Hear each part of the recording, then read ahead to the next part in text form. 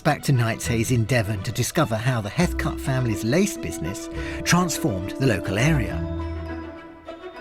Look at that, isn't that stunning? This is the view from the back of Knightshays, and the Devon countryside just opened up in front of you. But the gardens have been designed in such a way that your eye is drawn to one particular building. And there it is, look, right in the middle.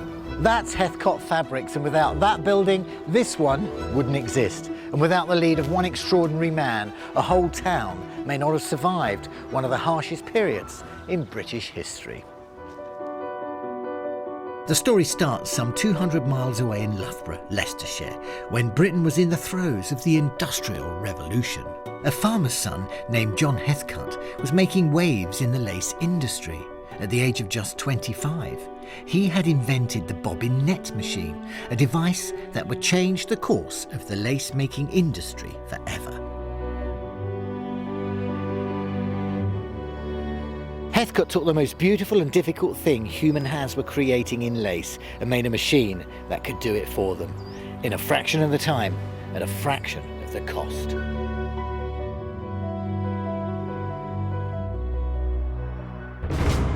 The Industrial Revolution brought massive change, and not everyone welcomed labour-saving inventions like Heathcote's bobbin net machine. If progress continued, would the skilled man not be replaced by machine? One group of men took the answer into their own hands. They called themselves the Luddites, and they made it their business to attack factories and destroy the equipment they saw destroying their livelihood. The Luddites attacked John Heathcote's factory with axe and hammer, destroying 55 lace machines and putting 200 men out of work. And it said the air was filled with the stench of burning lace for days. So what was John Heathcote to do? His business and his equipment was destroyed. His trust in the people of Loughborough was ruined, and the lace industry was facing a depression. Remarkably, the young industrialist bought a factory on the other side of the country in Tiverton, Devon, a small deprived town, but one with a history of textiles. Heathcote's tenacity and ambition drove him on like the very wheels of industry, and with him were his loyal workers who had walked 200 miles from Loughborough to Tiverton, a journey which would have taken around 2 weeks on foot to start anew. Heathcote may have lost his machinery, but he retained something that proved just as valuable: his people. With his established skilled staff, he was able to get the business going immediately and offered employment to hundreds of local people, many of whom had been living in abject poverty for years.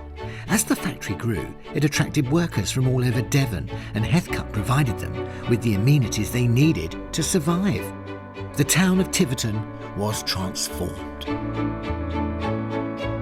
To tell us more, I'm at Tiverton Museum to talk to Museum Director Pippa Griffith.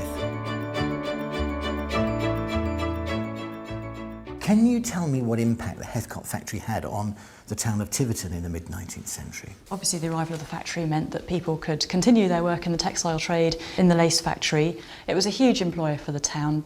At least around 20% of the population had direct employment from the factory itself.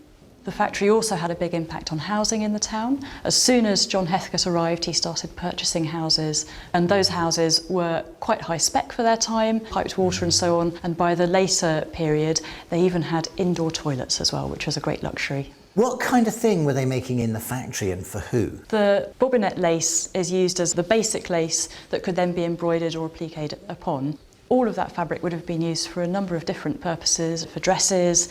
Wedding veils were a very well-known product, and in fact the factory has a long history of supplying veils for royal weddings, Queen Victoria's, right through to our own Queen Elizabeth when she was Princess Elizabeth, and Princess Diana as well.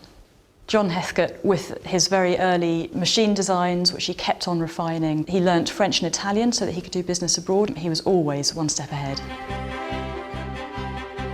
Throughout the mid-19th century, Heathcote led the factory and the town from strength to strength. He even became MP for Tiverton in 1832. The people loved him. When he sadly passed away in 1861, the town's grief was universal. The shops put up their shutters, and for 2 miles in the street, as a mark of respect, black cloth was laid from his house where he lived in Bolham, here to St Peter's Church in Tiverton, where he is buried. He was succeeded by his grandson, John Heathcote Amery. The factory continued to prosper into the 20th century, and it was the lifeblood of the town right up until the 1960s. Bernard Vickers and his father worked there for a total of more than 100 years.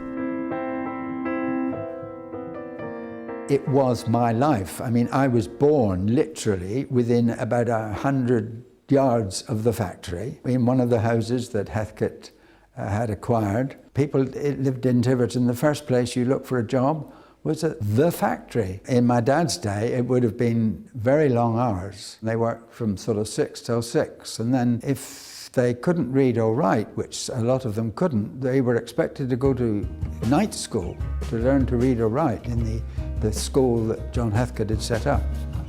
I was one of those that ran about with little pieces of paper. It was very friendly, I think. Families worked there, and it was really a pleasant place to work. Today, the factory at Tiverton is still in the textiles business, but it's no longer owned by the Heathcotes. It was John Heathcote Amery who built this house in 1869. His grandfather built a town on lace, and he continued the business in the spirit of John Heathcote, an inventor, a businessman and a benefactor. And what better way to do it from a big grand house with your factory just visible in the distance.